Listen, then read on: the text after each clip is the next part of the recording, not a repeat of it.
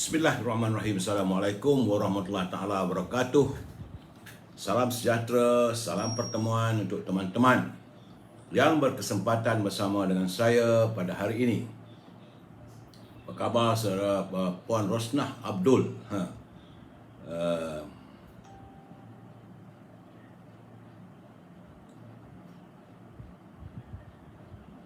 Mat Aziz Nazmi Taslim, saudara Fuwe, terima kasih. Khairul Paklang,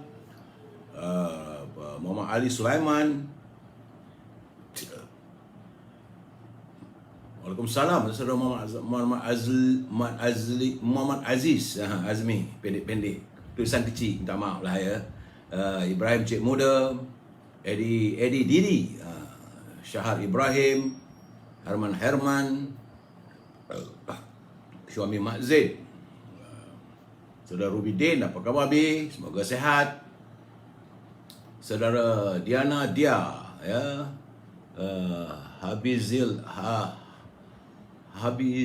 Yahya, Puan Ramlah Din, Mira Harun, Azhari Husin, Ripin, apa khabar saudara? Saya, kalau saudara ada masalah dengan Facebook, boleh pergi ke Instagram. Malam ni nampak agaknya Instagram okey lah sikit ya. ZMR, apa khabar? Yuan Kasim, Anas, Haji Wan Ismail. So sila share ataupun like, dan juga Allah apa nak sebut pun. Dia join sekali tu dipanggil apa, kena nama bendanya ini. Saudara Azmi Murad, nak sebut pun tak kerti lah saudara. But saya harus memberi pencerahan pada malam ini. Pertama-tama sekali tentulah dengan laporan tentang COVID ya. Saudara Sulaiman Hasan, apa khabar kau? Negeri Sembilan ni tinggi sangat. Hari ini hari Khamis, 1 Julai 2021 1 Julai 1 Type 2 Julai pula. Jumlah hari ini adalah tinggi saudara, 6,988, sedangkan semalam 6,276 ya saudara Wan Zainuddin. Di Perlis 1 single digit, alhamdulillah turun 1. Di Kedah ada peningkatan daripada 226 kepada 250. Di Pulau Pinang juga ada peningkatan 174, semalam 131. Di Perak juga meningkat, semalam 137, hari ini 149. Dan di Selangor masih lagi kekal 2,000 ke atas. Semalam 2,836, hari ini 2,885 saudara. Ya. Di wilayah Persekutuan meningkat yang begitu tinggi. Sebab semalam 625, hari ini 988. Aduhai. Di Putrajaya turun 1 jadi 10. Di Negeri Sembilan, di Negeri Sembilan ni saudara Sulaiman, apa kono kau ni? Semalam 644, hari ini 692. Begitu juga di Melaka juga meningkat. Saya pun hairan kenapa lah ni negeri seperti Melaka ni peningkatannya begitu, gelombangnya turun naik dan naik ya Ruby. Saudara Rosni Abu Ghani, di Melaka 311, semalam 223. Di Johor susut, alhamdulillah, semalam 299, hari ini 270. Ini di Johor. Di Pahang juga susut, semalam 210, hari ini 195. Di Terengganu ada peningkatan, tapi bagaimanapun double digit, semalam 20, hari ini 50. Di Kelantan susut, alhamdulillah. Kelantan ni nampak grafnya penurunannya, tapi tak begitu ketara lagi ya. Sebab semalam 159, hari ini 108. Di Sabah juga susut, semalam 242 harus ini, hari ini 232. Di Labuan susut, semalam 132, hari ini 129. Dan di Sarawak ada peningkatan agak tinggi ya, sebab semalam 376. Ingatkan dia boleh bertahan lah, rupanya dia meningkat balik daripada setelah dia susut 2 hari, hari ini 544. Begitulah keadaannya, laporan yang saya dapati daripada Kementerian Kesihatan tentang mereka yang dijangkiti oleh virus corona. Cuma saya mendapat beberapa kiriman daripada teman seperti saudara Zainal Amal. Dia tanya, dia kata, Assalamualaikum tu. Dia kata, tolonglah highlightkan pasal kes positif baru ni. Jumlah kes baru tu berasaskan berapa swab test yang dilakukan. Ini saya tak dapat. Ini kalau Kementerian Kesihatan berikan, baru saya boleh beri. Kerana katanya tak boleh main sebut berapa ribu tanpa memberitahu jumlah swab test yang dibuat. Sepatutnya Kementerian Kesihatan Malaysia dah boleh buat satu metrik. Berapa swab test, berapa positif. Jika metrik dibuat, maka rakyat boleh lihat sendiri negeri mana yang paling tinggi dan paling banyak postingnya, dan apakah jumlah positif kes yang boleh dianggap selamat. Itu persoalan daripada saudara Zainal. Saya harap mereka di Kementerian Kesihatan dapat memberi penjelasan ini. Begitu juga saya mendapat kiriman daripada saudara Aliman Yusof. Beliau runsing melihat perkembangan di Pulau Pinang. Kata saudara Aliman, dia kata dia ingin memberi maklumat berkenaan dengan pekerja asing yang dapat surat merentas negeri, agak ramai juga. Jadi mereka ini adalah boleh menularkan penyakit COVID-19 di mata-mata. Kerana beliau berniaga di Central Bus di Butterworth. Katanya ramai naik bas daripada luar negeri, bukan dalam negeri. Ada yang bekerja daripada Indonesia, daripada India, daripada Bangla, daripada Nepal dan lain-lain. Selalunya ada yang dari feri Pulau Pinang turun terus ke Bah Express. Cuma yang hairannya mereka tak naik bas Pulau Pinang. Mereka naik bas-bas yang lain. Ini membuatkan mungkin penularan wabak ini boleh berlaku. Itu keadaannya. Saya cuma boleh memberi pencerahan, boleh beri penerangan apa yang saya tahu, dan saya mengharapkan agar pihak berkuasa di Pulau Pinang dapat melakukan pemantauan di feri, kawasan feri di Butterworth. Dan hari ini, semalam juga Menteri Besar Selangor Datuk Amiruddin Syahri mendakwa. Dia kata bahawa hampir semua kes COVID-19 negeri itu boleh dikaitkan dengan kluster tempat kerja, bukan tempat kediaman lah, bertentangan dengan data daripada Kementerian Kesihatan katanya. Sebab mengikut angka dan data terkini, sepanjang bulan Jun 2021, 91% kluster di Selangor daripada pekerja tempat kerja, iaitu 80% kluster perkilangan dan 11% kluster tapak binaan, bersama dengan 125 kluster daripada dua sektor. Jadi katanya perlulah dilancarkan vaksin sepenuhnya dan dipantau semua kilang-kilang ini. Kalau perlu tutup-tutuplah. Begitu juga saudara ID, saudara Yahya. Kerana Selangor mencatatkan jumlah kes sporadik tertinggi di semua negeri. Ia merangkumi 151,725. Tinggi tu, dia kata. Jadi saya mengharapkan agar warga Selangor kalau boleh hindarkah tempat-tempat begitu. Jadi hari ini saja permulaan 1 Julai 6,988. Yang tertingginya bulan lepas, saudara ya. Baik. Kita masuk tazkirah singkat. Maka benarlah kata baginda Rasulullah, doa kawan, bahawa kita kena jaga dan bekalkanlah diri kita bermula saat ini. Gunakanlah masa lockdown ini untuk kita merenung dan memperbaiki diri kita. Kita persiapkan amal kita untuk pulang ke negeri asal kita. Jasad yang Allah pinjamkan ini suatu saat akan dikebumikan juga. Sebesar apapun sayang orang pada kita, mereka tetap akan tinggalkan kita. Anak, suami, isteri, ibu, ayah, saudara, bahkan teman-teman, semuanya pulang. Jadi tinggal kita akan menghadap Ilahi sendirian. Walau kita di alam perkuburan. Alam kubur ini boleh jadi macam-macam. Soal jawab muka nangkir. Berbeza mengikut amalan kita ketika di dunia, saudara. Ada orang saat ditanya siapakah Tuhan kamu, lalu dijawabnya Allah Tuhanku, maka keadaan kuburnya terus berubah menjadi sebahagian daripada taman-taman syurga, indah dan bertuah. Tapi ada orang pula tanya satu demi satu soalan, lepas satu, kemudian tanya lagi. Terpaksalah melalui proses yang amat panjang. Syukurlah kalau kita lepas daripada soalan mungkar dan nakir. Dan kalau kita mempunyai amal ibadat dan juga kehidupan kita di dunia ini, kita sentiasa berbuat baik, saudara ya. Jadi itulah teman, saya mengharapkan agar kita menjaga diri kita, menjaga akidah kita, jangan lupa pada Allah SWT. Kita akan kembali padanya juga ya, saudara. Hebat macam mana pun kamu akan kembali jugalah. Sama ada kamu bergelar rakyat biasa, kamu bergelar sebagai seorang insinyur, kamu orang kaya, kamu menteri, Sampai waktunya kamu akan kembali juga. Ini SOP tak jelas. Terima kasih. Mutiara kata kita ini, di saat kamu mampu memaafkan dan tersenyum kepada orang yang menyakitimu, di saat itulah kamu telah membuktikan bahawa diri kamu jauh lebih baik daripada mereka. Semoga kehidupan kita sentiasa dirahmati oleh Allah SWT. Itu mutiara kita, mutiara kata kita. Okey, saudara, saya masih tidak lagi e-commerce lagi saat ini kerana masih lagi lockdown. Saudara, salam impian moratorium dan kumpulan wang simpanan pekerja RM10,000. Ingat saudara, kalau kita berbelanja tanpa had, negara akan muflis. Apa hal lah saya punya live Instagram ni, sekejap ada, sekejap tak ada. Ya. Tajuk perbincangan kita malam ini adalah kenapa rakyat mesti dibohongi?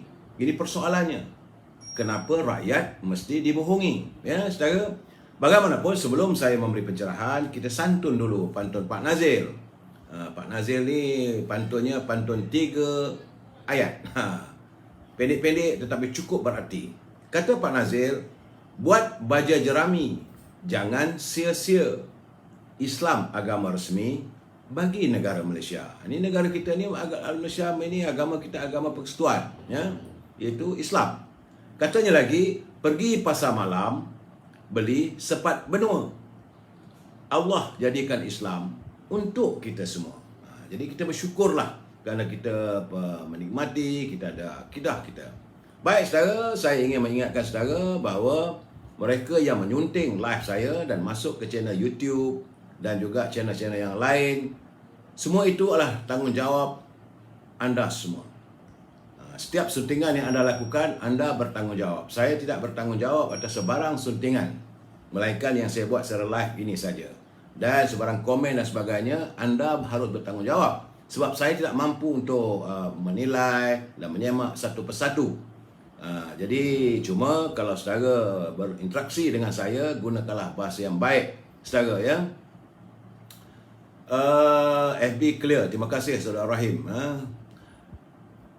Kita juga mesti memegang prinsip we must agree to disagree. Kita mesti bersetuju untuk tidak bersetuju. Dan pencerahan saya ini adalah sekadar apa yang saya dapat daripada laman website, daripada media, daripada akhbar, daripada berita TV dan sebagainya. Dan saya cuba untuk mengupas, memberi pencerahan sepengetahuan saya. Tidak lebih daripada itu, saudara. Jadi, saya ingat halaman ini adalah kebanyakannya adalah pencerahan tentang politics. Okey, saudara, we must agree to disagree. Terpulanglah para saudara untuk menilai.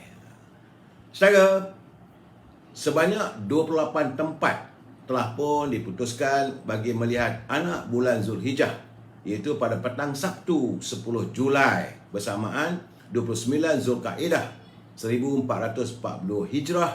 Menerusi ini, kenyataan ini menerusi pejabat penyimpan mohon besar Raja-Raja Melayu yang telah pun mempersetujui tempat-tempat tersebut. Dah dekat lah rupanya saudara, kita nak raya haji pula dah. Aduh, sayunya kita. Sudah hampir. Sekarang ni 1 bulan, tinggal 9 hari je lagi ni. Jadi penyimpan besar raja-raja akan mengisytiharkan pada malam itu juga tarikh Hari Raya Korban yang ditetapkan melalui radio dan televisyen. Ini katanya memetik daripada kenyataan pejabat penyimpan besar Raja-Raja Melayu. Lokasi bagi melihat anak bulan adalah di Pontian Kecil di Johor, Komplek Falak Al-Khawarizmi, Kampung Balik Batu, Tanjung Bidara di Melaka dan Kompleks Baitul Hilal di Teluk Kemang, Port Dickson, Negeri Sembilan. Di Selangor, tempat melihat anak bulan adalah di Bukit Malawati, Kuala Selangor, Bukit Jugra, Banting di Kuala Langat dan Balai Cerap, Selangor di Sabak Bernam. Selain Pantai Pasir Panjang, Mukim, Pengkalan Baharu, daerah Manjung di Perak. Di Pulau Pinang, Pusat Falak Syekh Tahir, Pantai Aceh serta Kampung Pulau Sayak. Kuala Muda di Pulau Langkawi, Menara Al-Usta di Al-Usta Kedah dan Menara Pandang Masjid Al-Husain di Kuala Perlis. Itulah tempat-tempat. Kenapa pula dah habis pula, tiba-tiba terhenti pula ini Instagram ni. Aduh hai. Saya tak tahu macam mana. Ada something wrong with the Instagram ni.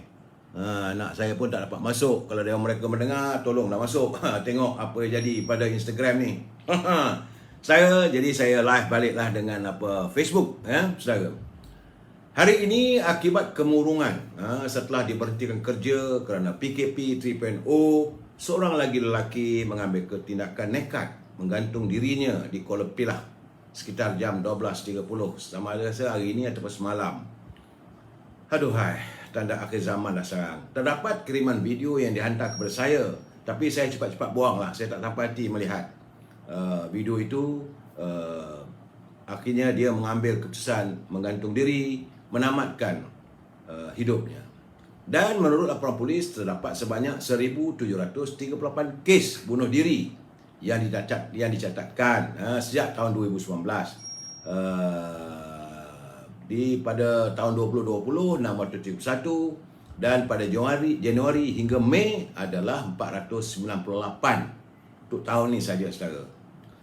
Menurut Pengarah Jabatan Siasat Jenayah Bukit Aman, Datuk Seri Abdul Jalil Hassan, dalam tempoh itu kes tersebut melibatkan 1,427 wanita dan 281 lelaki. Kebanyakan bangsa berusia 15 hingga 18 tahun, iaitu 872 orang. Jadi kita kalau ada anak muda di rumah, belailah mereka, jangan ganggu pemikiran mereka.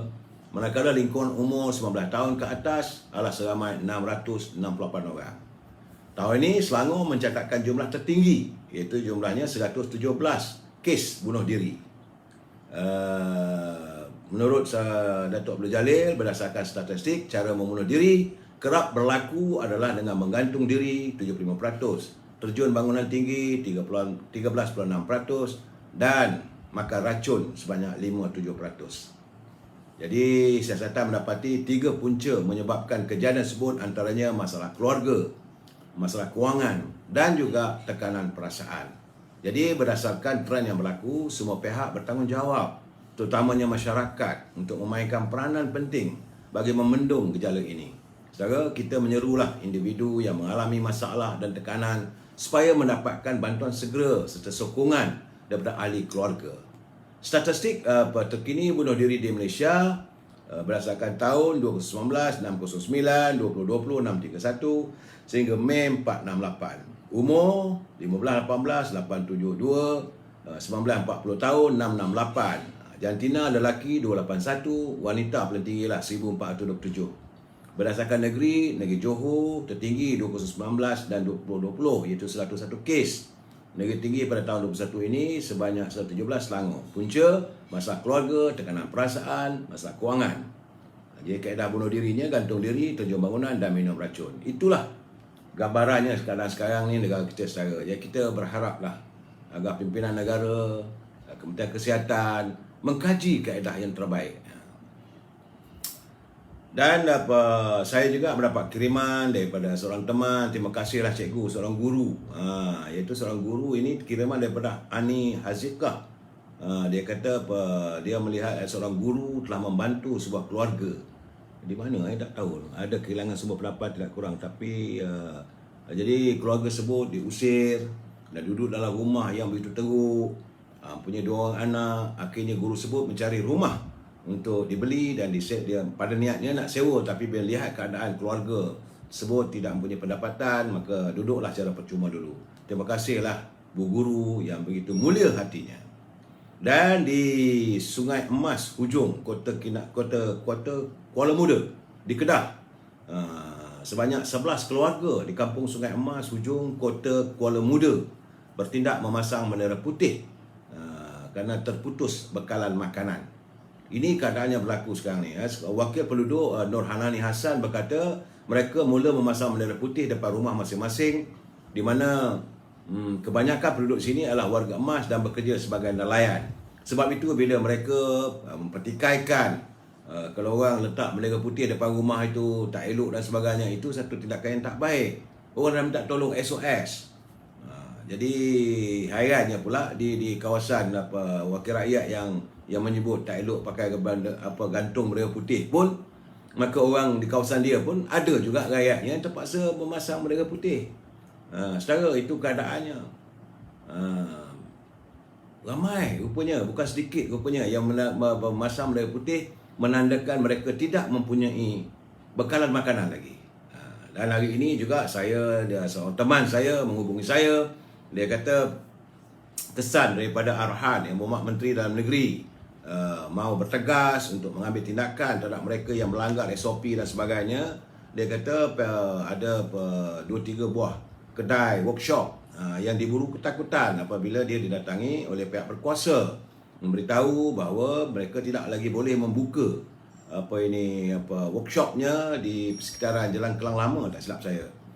Jadi tuan punya kedai mengeluh lah. Dia kata dalam keadaan sekarang ni dah 2 tahun kedainya tidak mendapati pelanggan, dan dia punya pekerja sewa kedai kena bayar.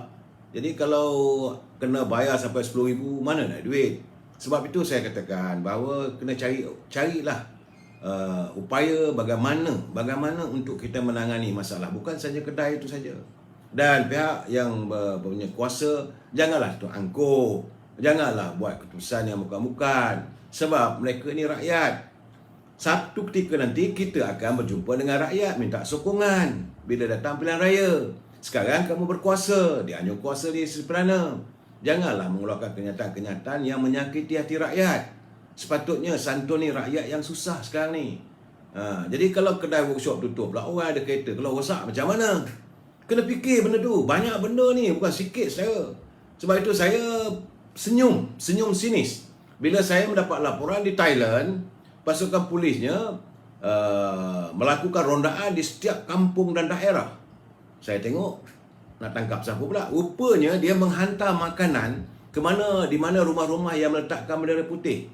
Apabila mana kawasan rumah itu terputus bekalan makanan, maka anggota polis tersebut menghantar makanan. Tapi kita di sini sebaliknya. Itu masalah pula. Kalau pergi kampung nak cari orang langgar SOP. Memanglah kita tahu pasukan polis telah melaksanakan tugas dengan baik, yang menjalankan rondaan untuk mengelakkan jenayah, yang melakukan tugasan, mengawal jalan-jalan dan pintu sepadan. Kita tahu. Kita berterima kasih. Sebab itu saya berkali-kali mengingatkan saudara, kalau saudara ditahan polis, kereta saudara senyum, bertanya, selamat pagi cik, selamat tengah hari cik, selamat petang cik, boleh saya bantu? Jangan biar dia tanya kita tanya, boleh saya bantu? Kalau ada pas, ada kelulusan untuk lintas kawasan, tunjukkan. Jangan tunjuk kesian mereka saudara ya. Saya melihat ini ada satu kisah yang menyentuh perasaan saya dari laman Friends of Rahman Bakar. Hari ini saya tengok saya perlu melontarkan cerita ni. Dia kata amat menyedihkan. Semalam masa berada depan bank CIMB di Batu Pahat, Allah tunjukkan ada seorang perempuan berusia 30 tahun dengan 2 orang anak kecil meminta bantuan daripada orang ramai. Yang menyedihkan, dia kata kebanyakan orang kita ni hanya mengelak, tak mau membantu. Tapi ada seorang lelaki Cina memberi dia satu kartu. Dia kata pergilah ambil duit itu di gereja. Ini keadaan saudara. Jadi dalam keadaan seperti itu, bila dia siasat, wanita tersebut sebenarnya nak balik ke Ketereh. Sebab dia ada tunjuk surat, dia tunjuk dalam WhatsApp-nya ibunya telah meninggal dunia. Nak cari duit lebih kurang 300 ke 500 ringgit, 300 ke 400 ringgit. Maka dia pun pergi ke bank dia, tekan dekat dia punya akaunnya, cuma ada lebih kurang 158 ringgit. Jadi dia boleh keluarkan 150. Itu saja yang ada. Dia bawa wanita tersebut bersama anaknya pergi ke rumah, jumpa dengan isteri dia. Isteri dia kata pun ada lebih kurang 120 ringgit dalam simpanan dalam banknya. Dan dia bertanya dengan kawan semua, akhirnya dapatlah juga. Cuma persoalannya di sini, kenapa kita kalau ada orang susah kita melarikan diri? Apalah salahnya? Sebab dia kata dia pergi ke pejabat Batu Mang, pejabat Batu Mang tutup. Dia pergi ke Jakim, pejabat Jakim tutup. Jadi pejabat agama Islam tutup. Jadi pejabat di masjid di Kairah kawasan itu tutup. Jadi kita dalam keadaan sekarang ini Baitul Mal menutup pintu di saat kita susah. Sepatutnya dalam keadaan yang sebegini Baitul Mal kena membuka pintunya seluas-luas. Kerana di situ tersimpan wang daripada kutipan cukai kita, iaitu daripada dari zakat fitrah kita. inilah masanya untuk mereka mengeluarkan segala simpanan yang ada untuk membantu sama Islam. Tapi tidak terlaksana begitu apabila pejabat Baitul Mal tutup. Pejabat Jabatan Agama Islam pula tutup. Pejabat JAKIM tutup. Sepatutnya dalam keadaan sekarang ni. Sedangkan ini agak sensitif cara. Mereka pergi tengok dan dibagikan. Pergi kat gereja boleh dapat. Ini berlaku di Batu Pahat daripada kiriman daripada saudara Rahman Bakar Friends. Saya tengok, saya perlu lontarkan. Kerana dalam keadaan begini macam-macam boleh berlaku dan takkanlah kita sama Islam tak boleh membantu. Sepatutnya, saudara. So kita mengharapkan pertama-tama sekali bukalah. Kalau mengikut daripada arahan daripada Ketua Sesama Negara, mulai hari ini semua pejabat-pejabat kerajaan dah mula dibuka. Dan saya mengharapkan, kalau boleh, kita amat mengharapkan Baitul Mal mesti membuka pejabatnya. Kalau boleh, letakkan di situ kaunter-kaunter untuk membantu. Sediakan juga makanan-makanan seperti beras, tepung, gula dan sebagainya. Bakul makanan mesti ada di pejabat Baitul Mal. Keluarkanlah dana-dana yang ada dalam keadaan kesempitan rakyat sekarang. Tu Aisynar tak dapat. Sekejap lagi saya akan beri pencerahan tentang Aisynar ni, saudara pejuang Islam. Dan saya tengok hari ini, tak tahulah.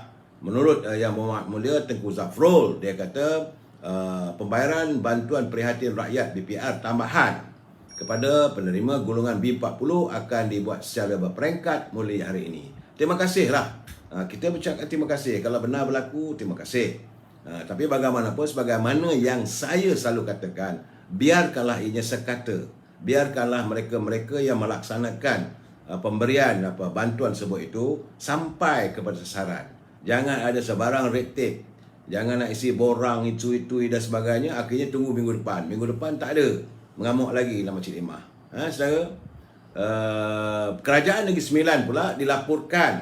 Ini Kerajaan Negeri Sembilan, dia mencadangkan supaya, sebab di Negeri Sembilan peningkatan yang begitu utara, dia mencadangkan agar kilang-kilang yang punya kes positif COVID-19 ditutup selama 14 hari. Bagi memastikan kluster industri negeri itu dapat dikawal. Demikian menurut Menteri Besarnya Datuk Seri Aminuddin Harun. Jadi cadangan itu telah dikemukakan kepada agensi penguatkuasa. Tujuannya lah bagi mengurangkan kes jangkitan akibat wabak maut itu di Negeri Sembilan. Jadi katanya mereka memohon pihak tersebut mempertimbangkan cadangan ini dan mengambil tindakan seterusnya supaya kluster industri dapatlah dikawal, sekaligus memutuskan rantaian pandemik ini.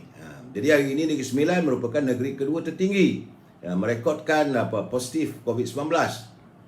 Ini semalam kat hari ini 644. Jadi itu keadaan sekarang dah. Dan saya juga mendapat perkabaran bahawa beberapa negeri dijangka menamatkan total lockdown. Itu di Negeri Perlis, Terengganu, antara negeri yang jangka akan beralih ke fasa kedua pelan pemulihan. Sebab itu negeri-negeri lain harus berusaha untuk menamatkan COVID, ini total lockdown ini. Susah sangat kita nak keluar, nak kerja tak boleh, saudara. Sebab saya lihatlah sendiri, hari ini Hotel Istana di Kuala Lumpur telah membuat pengumuman bahawa hotel tersebut akan menamatkan perniagaannya, perkhidmatannya bermula pada 1 September. Usailah 30 tahun lamanya Hotel Istana di Bukit Bintang yang menjadi tempat penginapan para pelancong dan sebagainya ditutup sepenuhnya. Itu menurut pengurus besarnya Nur Azuddin Omar dalam satu notis penutupan kepada semua pekerja. Katanya keputusan menghentikan operasi itu dibuat selepas mengambil kira tentang apa yang mereka alami selama 2 tahun. Kerana mereka tidak punya banyak pilihan katanya. Dan keadaan ini tambah memburukkan. Hotel Istana dimiliki oleh Tradewinds Corporation Berhad, antara pemilik dan pengendali hotel terbesar di Malaysia. Tradewinds memiliki 7 hotel dan resort, antaranya Hilton Petaling Jaya, Hilton Kuching dan Mutiara Johor Bahru. Mutiara Johor Bahru telah pun menamatkan operasinya pada Mei lalu. Satu demi satu hotel ditutup. Kalau hotel ditutup, macam mana kita nak kembali mewujudkan industri pelancongan yang menyumbangkan masa dulu sebanyak 30 bilion pendapatan untuk negara. Dan pekerja-pekerjanya sekarang ini terjebaklah dalam industri hotel, dalam industri pelancongan, lebih daripada 20,000 orang termasuk pemandu bas, pemandu limuzin, pemandu kereta, mereka yang dalam hotel itu, pengurusnya, yang jaga hotel, yang maintenance-nya, tukang-tukang masak, pelayan di bar dan juga di restoran dan sebagainya, tukang kemas bilik, ramai bukan sikit. Dan ini akan mengakibatkan tiada pendapatan. Inilah keadaan memburukkan keadaan lagi. Jadi kesannya, saudara, jadi kita mengharapkan segeralah COVID-19 ini berakhir kerana banyak sangat yang kita alami buruknya pada negara kita, ekonomi kita.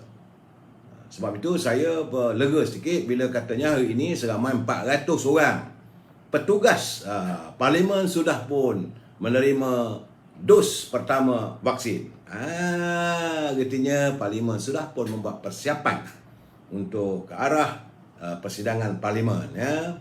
Iaitu dijelaskan oleh Menteri COVID. Saya panggil dia Menteri COVID lah, Menteri Vaksin.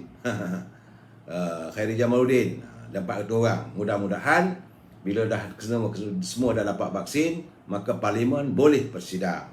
Cuma yang agak mengherankan saya apabila Speaker Dewan Negara Tan Sri Rahayu dia mengatakan bahawa dia akan berusaha untuk meyakinkan Perdana Menteri supaya sidang khas parlimen itu dapat dilakukan sebelum Ogos. Saya masih lagi hairan kerana sebagai speaker terpulang pada kuasa speaker lah, macam saya katakan malam-malam yang lalu. It is up to the parlimen, terpulang kepada speaker Dewan Rakyat, speaker Dewan Negara dan speaker Dewan Negeri untuk memanggil bilakah waktu yang sesuai untuk parlimen, ini Dewan Rakyat, Dewan Negara dan Dewan Negeri bersidang. Ini nampak gaya refer balik pada Perdana Menteri. Perdana Menteri dah cerit-berit duduk dalam hospital pula tu. Ini keadaannya sekarang, saudara, ya. Jadi kita mengharapkan bahawa segeralah. Ini timbul pula cerita pula ni. Cerita ni tular ni, ada profesor ni mengatakan macam-macam kabar angin sekarang ni telah melewati sejak Tan Sri Perdana Menteri dimasukkan ke hospital, mulalah macam-macam andaian, macam-macam cerita bahawa kononnya katanya Tan Sri Perdana Menteri akan meletak jawatan, mengundurkan diri. Kalau parlimen bersidang, maka beliau akan berhenti dari jawatan Perdana Menteri, dan katanya pula Perdana Menteri akan mengemukakan nama sebagai penggantinya adalah Datuk Sri Syamuddin. Kabarnya pula ada dianjurkan katanya bahawa ada ini akuan bersumpah di kalangan ahli-ahli parlimen yang menyokong Datuk Sri Syamuddin. Saya kata dalam keadaan begini tak habis-habis lagi dengan SD. Cukuplah ahli-ahli parlimen semua terjebak dengan SD. Biarkan, sepatutnya kita biarkan.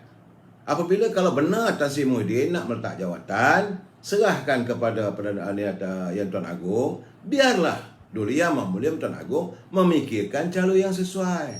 Tak payah dengan SD dulu pun, sebab SD inilah maka naik Tan Sri Muhyiddin. Bila Tan Sri Muhyiddin jadi Perdana Menteri, maka kelang kabut jadi kitanya. Segalanya tak berkesudahan. Sekarang ni keadaannya, saudara, sebab Datuk Sri Syamuddin datang daripada UMNO. UMNO mempunyai ahli, bukanlah ramai mana pun sebagai ahli parlimennya. Campur sana, campur sini. UMNO Barisan Nasional selepas pilihan raya umum dulu adalah sejumlahnya 79 orang. Berbeza dengan Parti Keadilan. Parti Keadilan waktu itu dianggotai oleh ahli-ahli Parti Keadilan, ahli Parti PBM seramai 13 orang, ahli daripada Amanah dan ahli DAP. Jadi sepatutnya biarlah Agong dah tengok keadaan siapa nak nanti. Ataupun sekarang ni dia ada waktunya, kita dah masuk tahun ketiga. Yang terbaik adalah pilihan raya umum. Cuma kita mengharapkan parlimen itu bersidang untuk membahaskan permasalahan-permasalahan negara, keabsahan dan juga penggunaan wang negara yang dilakukan sepanjang kepimpinan Kerajaan Perikatan Nasional. Ini yang rakyat nak tahu. Jadi selepas tu besok, rakyat akan buat keputusan. Biarlah, ni orang kata Syamuddin, orang ni pula kata Azmin Ali. Sebab hari ni katanya Azmin Ali memangku jawatan Perdana Menteri. Saya kata menang. Azmin Ali rupanya mangku jawatan Perdana Menteri Malaysia, ya.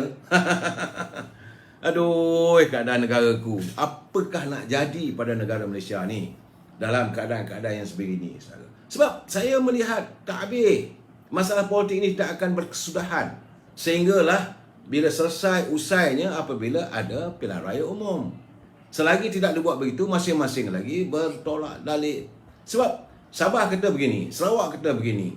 Okey, di sana ada jumlah kursinya banyak. 50 kursi lebih. Dan di Semenanjung ni juga banyak. Dan kita warga UMNO, sebab itu saya agak hari ini adalah cukup genap 3 tahun Datuk Seri Zahid Hamidi menjadi Presiden UMNO. Sekarang ini konon-kononnya kerana untuk melobi orang-orang tertentu. Maka dicari lagi lah jalan kepelbagaian. Jadi kepelbagaian bagaimana batang tubuh Datuk Seri Zahid ni orang tak gunalah beginilah sebagainya. Sedangkan sebenarnya ramai yang tak tahu apa yang berlaku pada diri beliau hari ini yang berada di mahkamah sebagainya, sebab dia tidak mahu membawa UMNO ini tunduk kepada PBM. Ini cerita benar. Dan beliau sanggup menghadapi, tuduhlah apa pun, bawalah dia. Jadi bagi dia, ambillah tindakan apa pun.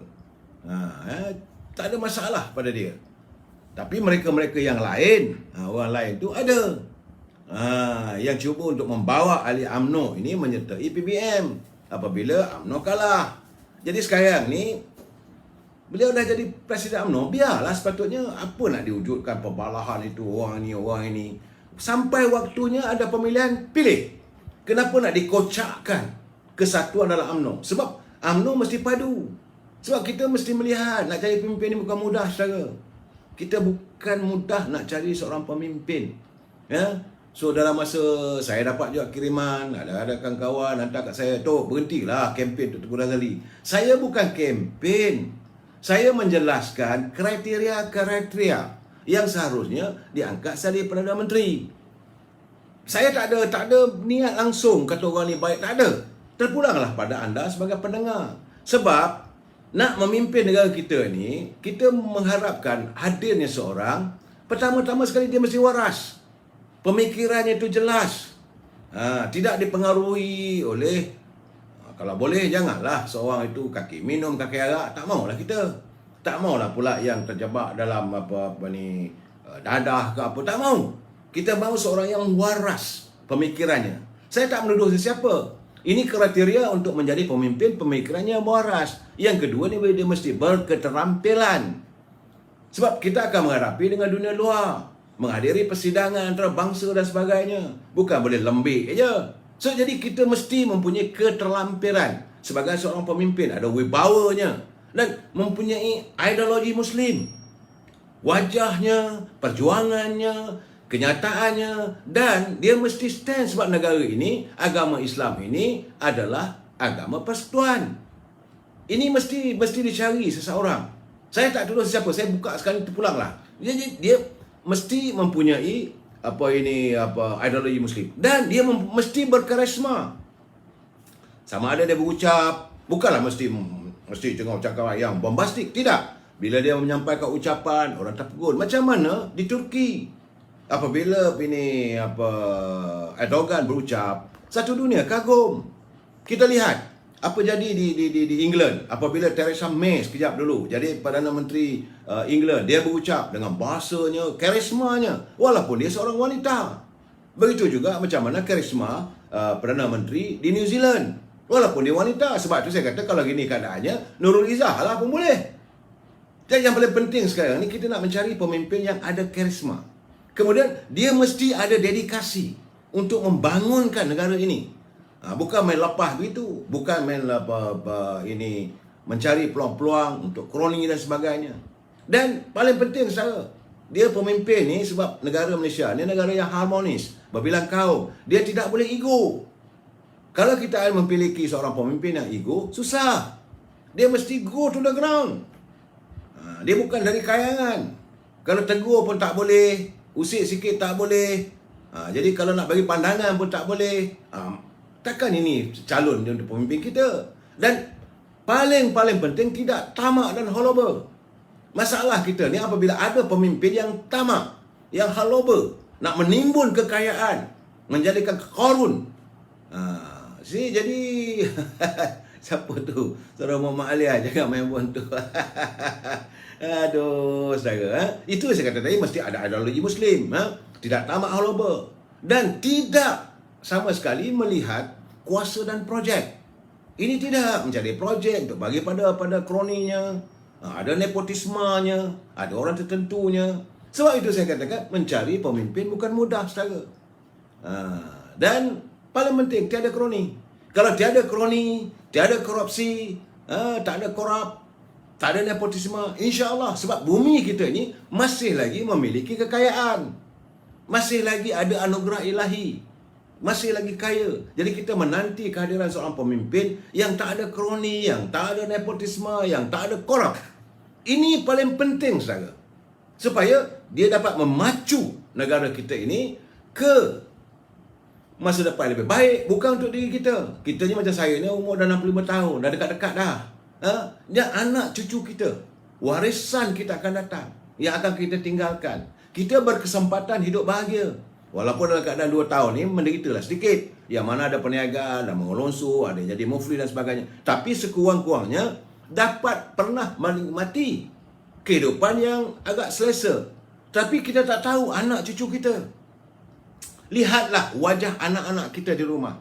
Lihatlah wajah cucu-cucu kita di rumah. Apakah kita mahu menghidangkan mereka dengan kehidupan yang lebih teruk daripada kita?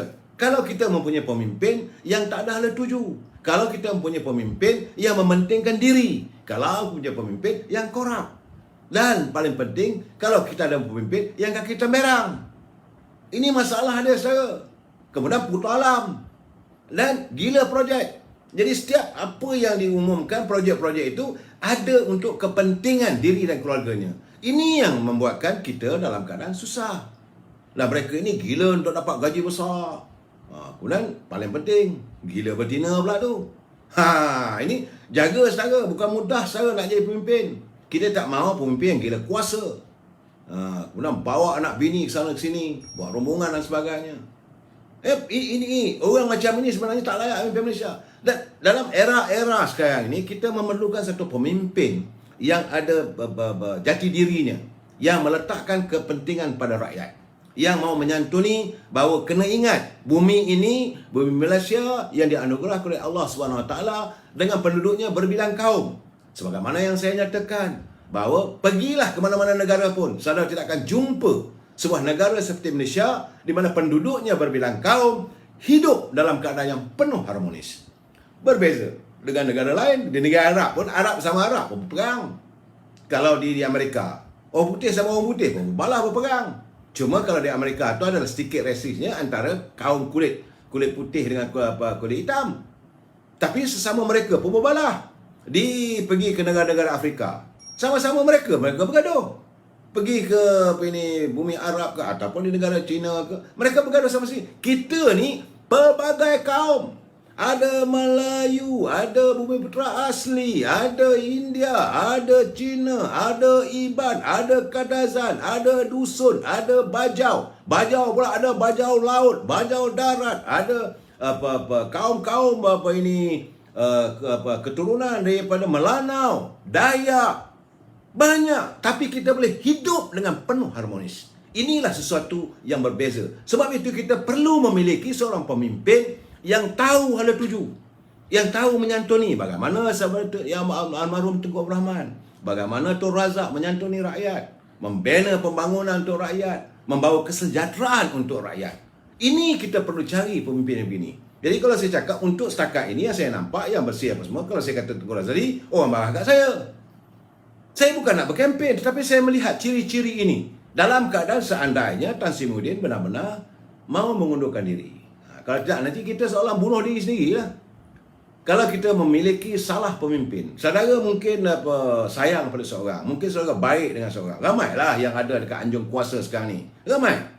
Adanya Menteri Kanan Azmin Ali, ada Menteri Kanan Ismail Sabri, ada Menteri Luar Hishamuddin, ada Menteri Kanan Jidin, kemudian ada pula Muhammad Muhammad, ada Khairi Jamaluddin. Dan mereka semua ni merasakan bahawa mereka juga layak untuk diangkat sebagai Perdana Menteri. Bagi kita, jangan sampai kita bunuh diri kalau kita salah pemimpin. apabila kita meletakkan seseorang yang bukan ahlinya. Sebab itu Rasulullah SAW menyatakan, kalau kamu meletakkan seseorang yang meminta-minta jawatan, maka kamu tunggulah kehancuran. Kalau kamu meletakkan seorang pemimpin yang tiada kelayakan untuk memimpin kamu hanya kerana kehendak nafsu kamu, kerana kamu baik dengan dia, maka tunggulah kehancuran. Cuma lihat bagaimana zaman Rasulullah dulu, antara Khalifah Abu Bakar Siddiq dengan Umar Al-Khattab. Bahawa Umar kata, Abu Bakar Siddiq kata, kamulah Umar. Umar kata tak, kamulah. Masing-masing bertolak-tolak, tidak mahu. Dan malahan Umar Al-Khattab sendiri dia tak mahu anak-anaknya, kroni-kroninya menjadi pemimpin. Dia kata cukup seorang Umar yang ada menjadi khalifah Islam. Kerana aku tidak mahu anak-anak aku salah bawa, maka pintu neraka terbuka untuk mereka di akhirat nanti. Ini pemimpin. Kita bukan lepas seorang ni, anak aku mesti jadi Perdana Menteri, anak aku mesti jadi menteri. Ini keadaannya, akhirnya negara kita teruk, saudara. Sebab itu keadaan sekarang ni kita harus mencari pemimpin yang punya jati diri. Seorang pemimpin yang memimpin negara. Dan kena ingat, negara kita ini berbilang kaum, kepelbagaian agama. Cuma kita disantuni oleh prinsip rukun negara.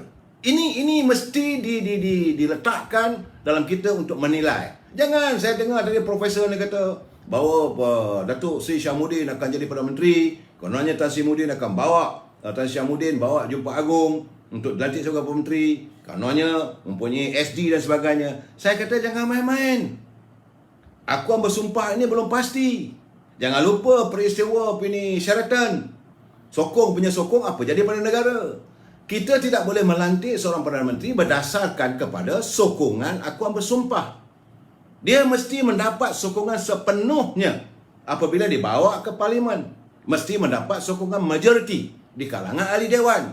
Ini faktor yang paling penting. Malahan waktu bila almarhum Tun Razak meninggal dunia, kerana waktu itu Tun Hussein On sebagai timbalan Perdana Menteri, beliau diangkat.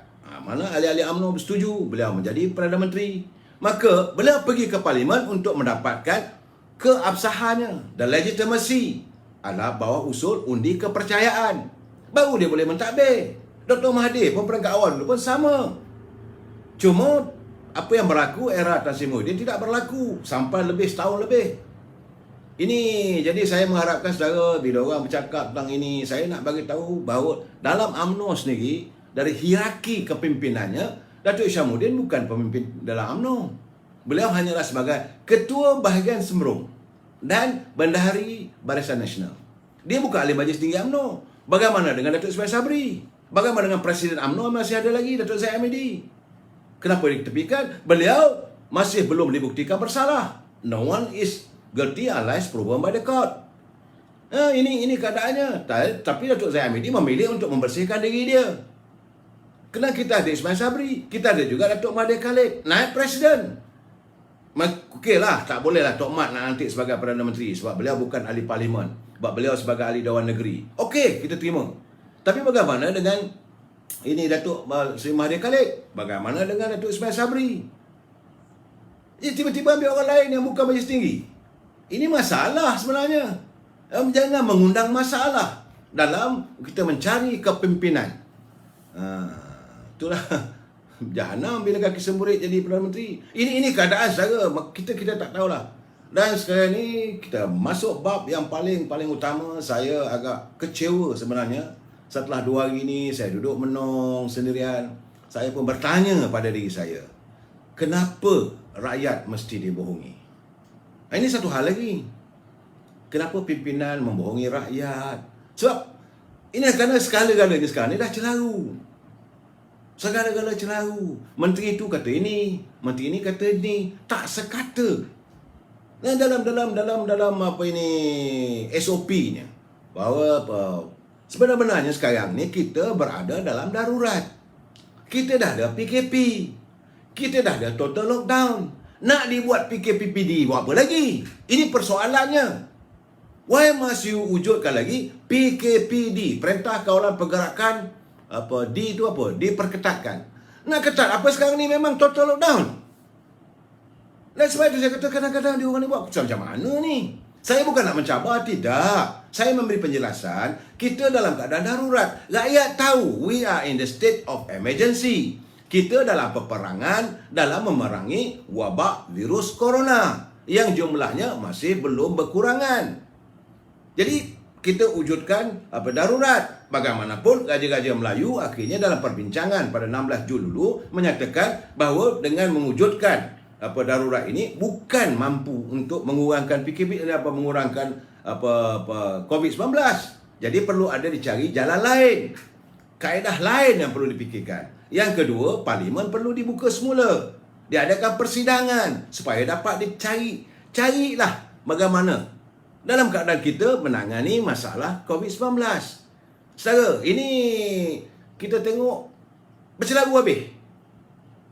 Menteri ni kata begini, menteri ni kata begini. Jadi rakyat jadi bengong. Akhirnya rakyat tak percaya dah.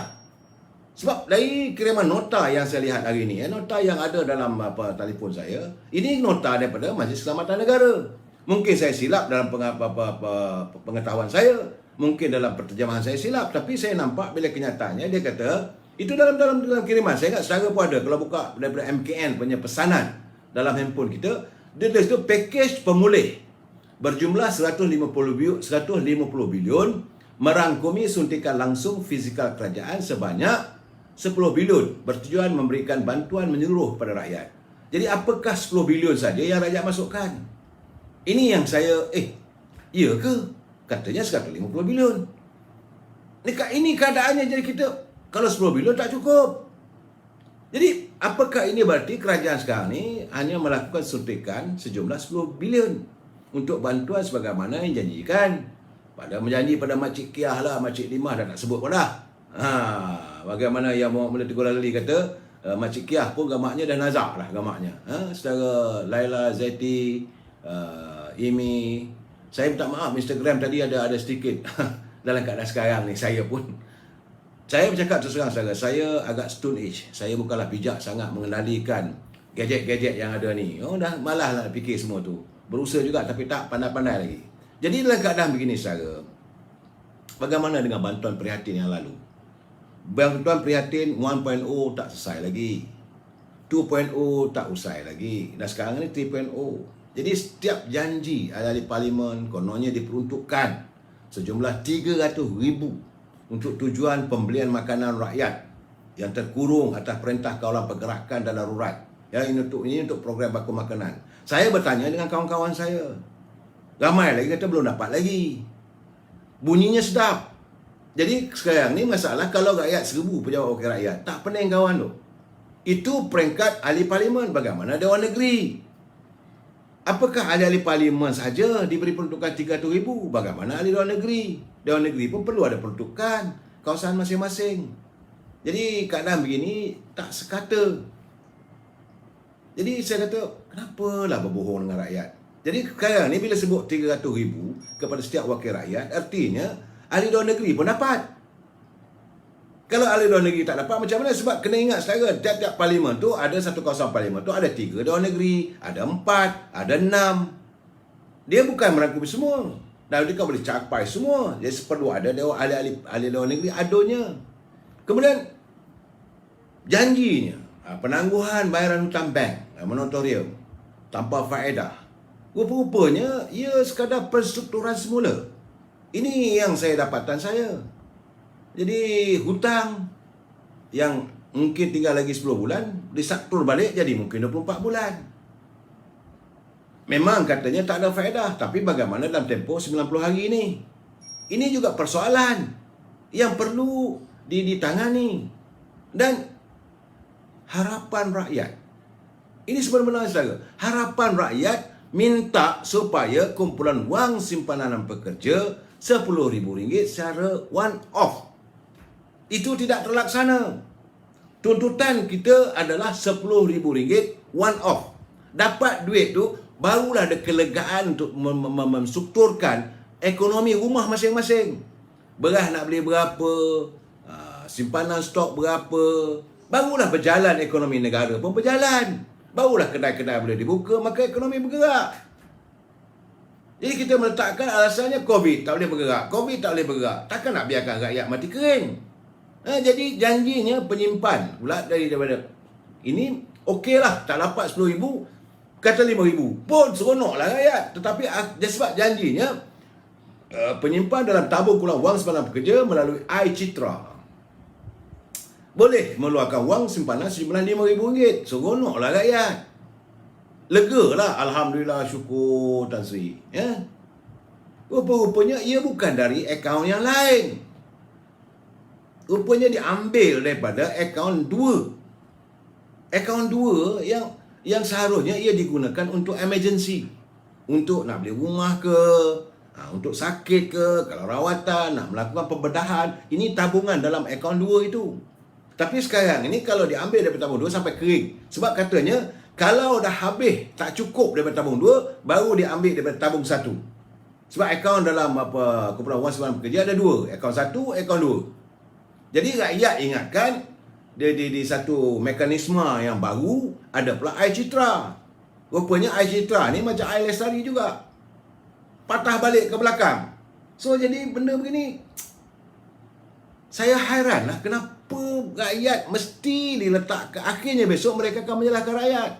Akhirnya mereka kata okey dah simpanan tak banyak, kita ambil lah pada akaun 1. No, soalnya sekarang ni berterus terang, kumpulan wang simpanan pekerja bersedia mengeluarkan sejumlah RM5,000 saja yang termampu sebab wang kecairan tidak ada. Tapi bila dia pergi melalui press conference dan sebagainya, dalam sidang media apa semua, dia kata bahawa kumpulan wang simpanan pekerja masih punya wang. Bercakap benar lah. Ini soalnya sebab ini saya tengok kenyataan kumpulan wang simpanan pekerja, semua pencarum kumpulan wang simpanan pekerja yang mohon kemudahan iCitra akan membuat pengeluaran wang menerusi akaun 2 terlebih dahulu sebelum dibenarkan untuk mengakses akaun 1. Ini kenyataan daripada Ketua Eksekutif dia, Datuk Amir Hamzah Azizan. Dia katanya kemudahan terbaru itu juga sebenarnya direka untuk mengambil semua simpanan dalam akaun 2 ahli untuk mendapatkan situasi pandemik yang semakin mencabar. Jadi katanya ambil akaun 2 je. Kononnya direka benda itu. Kemudian kemudahan iCitra direka. Ini kenyataan daripada kumpulan wang simpanan pekerja saudara. Kemudahan iCitra direka untuk membolehkan mereka menggunakan dana tersedia dalam akaun 2 terlebih dahulu. Dan sekiranya ia tidak mencukupi, kami akan membenarkan akaun 1 diakses. Itu katanya dalam sesi perbincangan MIDF secara maya. Amir Hamzah berkata pengenalan kemudahan iCitra adalah keputusan yang sukar kerana kumpulan wang simpanan pekerja diberi mandat membantu setiap ahli memiliki simpanan. Jadi katanya ada lagi duit lah. Kalau ada duit, berilah lah. Jadi kenapa rakyat ini diletakkan dalam kesukaran? Ini saudara. Jadi saya tak tahulah. Sebab hari ni ada seorang ibu menghubungi saya. Dia kata dia pergi dia akses dalam internet. Dan sepatutnya pejabat kumpulan wang simpanan pekerja dibuka. Tak juga lagi. Rupanya akan dibuka pada 7 hari bulan nanti. Bukan hari ni saudara. 7 hari bulan nanti. Minggu depan. Dalam keadaan begini nak akses macam mana kalau orang yang tak ada internet dan sebagainya. Saya bersimpati dengan saudara yang begitu meletakkan harapan begitu tinggi terhadap wang yang kita miliki yang boleh dikeluarkan. Tapi tak kesampaian. Ini keadaan sekarang saudara, dengan apa yang mereka jaminkan. Persoalan saya kenapa rakyat dibohongi, itu saja. Dan bila ini nak keluarkan duit, janjinya hari ni, tapi hari ni masih tak ada lagi. Macam saya kata tadi, bakul makanan wakil-wakil rakyat tengah pening ni. Saya harap saudara jangan serbu pejabat wakil rakyat, sebab mereka juga tak punya wang. Saudara Harun Islam Harun ICU.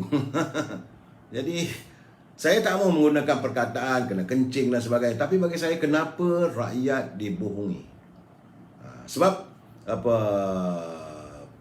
saya juga mendapat kiriman daripada Aki Kilat. Dia tak tahu Aki Kilat namanya. Dia bertanya, hari ini dia dapat temu janji dengan Lembaga Hasil Dalam Negeri berkenaan dengan rayuan BPN, bantuan prihatin. Saya tak tahu BPN. Alasannya saya tak dapat disebabkan ada GKP grant saya pun tak faham dengan dia punya word ni. Sepatutnya kalau teman-teman hantar, sila je penuh je pendek-pendek begini macam bahasa Indonesia, saya pening lah. Saya dah tua saudara. Sebab dia kata saya bertanya kepada pegawai LHDN, Lembaga Hasil Dalam Negeri, kenapa? Pegawai itu kata saya adalah penerima GPK. GPK ni grant, macam saya katakan semalam kemarin lah. Grant, mereka yang punya grant ini memang tidak dilayan. Sekiranya nakkan BPR, kena pulangkan balik GKP itu. Sebab tarikh dah lepas. Kenapa boleh jadi begitu? Ini persoalan yang dilontarkan oleh Akil Kilat kepada saya. Dia setahu saya GKP itu adalah grant. Dan grant bukannya pinjaman. Betul. Grant adalah satu bentuk pemberian, bukan pinjaman. Dan GKP adalah bantuan untuk perniagaan. Kerana katanya, dia ceritalah bahawa pasal diri saya sendiri, saya bukan tak bersyukur katanya bila dapat GKP. Tapi tidak mencukupi. Kerana yang pertama dapat 3,000 untuk perniagaan dia. Yang dulu ni, bukan sekarang. Bukan GKP dapat dalam masa tahun ini. Tidak, yang dulu. Minta dipulangkan balik. Ini masalahnya. Jadi dia dapat masa tu RM3,000. Masa tu dah 3 bulan kita tak dapat perniagaan dan sebagainya. Jadi sewa pejabat, gaji pekerja, dan wang ini diagih-agihkan. Akhirnya dia terjebak dengan masalah kewangan. Dan bila nak minta tentang pembayaran, sebab dia kata sewa pejabat dia RM1,000, sewa kaki tangan RM1,000. Mana nak cari duit? Kaki tangan pekerja dia yang terpaksa diberhentikan. Jadi pasal BPR pula, dia kata saya dapat tahu dari pegawai, siapa yang tak dapat BPR tidak layak dapat My Salam. Pula dah. Jadi ada lagi rentetan. Jadi bukanlah artinya bantuan yang diberikan secara tuntas. Ini yang kita minta supaya kerajaan, pimpinan kerajaan, kalau nak buat kenyataan, jelaskan. Jangan ingat bahawa semua orang tahu sebagaimana anda tahu. Jangan berhelah. Dan jangan sesekali membohongi rakyat. Apabila rakyat merasakan bahawa cakap ini tak seindah rupa, janji tak seindah rupa, akhirnya rakyat terperangkap dalam kehidupan yang semakin sukar. Jadi saya bukan nak menghasut rakyat, tidak. Kita minta supaya pimpinan negara bila dia nak bagi saja kenyataan, fikir perhalusi dan biar semua rakyat faham. Carilah dengan bahasa yang mudah, semudah-mudahnya, agar rakyat tidak hanya berharap. Kalau tidak nanti macam saya katakanlah, janji 1,000 mimpi. Kemudian mereka memberi madah berhelah. Helah itu, helah ini. Tetapi yang kehidupan yang paling teruk sekali adalah rakyat. You all berada di anjung kuasa, di sisi perdana, you bulan-bulan ada pendapatan. Walaupun gaji dah tidak dibayar 3 bulan kononnya. Tapi ada allowance lain. Kehidupan anda begitu santai, anda hidup bahagia, rakyat terperosok dalam masalah. Jadi dalam keadaan begini, saya bukan nak suruh supaya rakyat mengamuk, tidak, tapi perjelaskan sejelas-jelasnya. Jangan sesekali dibohongi rakyat. Ini tuntutan kita. Pemimpin harus berani bercakap benar sebenar-benarnya. Tiada yang benar melainkan yang benar belaka. Bagi saya harap agar tiap-tiap pemimpin negara kita ini seorang yang jujur, ikhlas, mesti meletakkan kepentingan rakyat mengatasi segala-galanya. Kita sambung lagi malam besok. Wabillahi taufiq wal hidayah. Assalamualaikum warahmatullahi taala wabarakatuh. Selamat malam. Selamat hari Jumaat, saudara ya.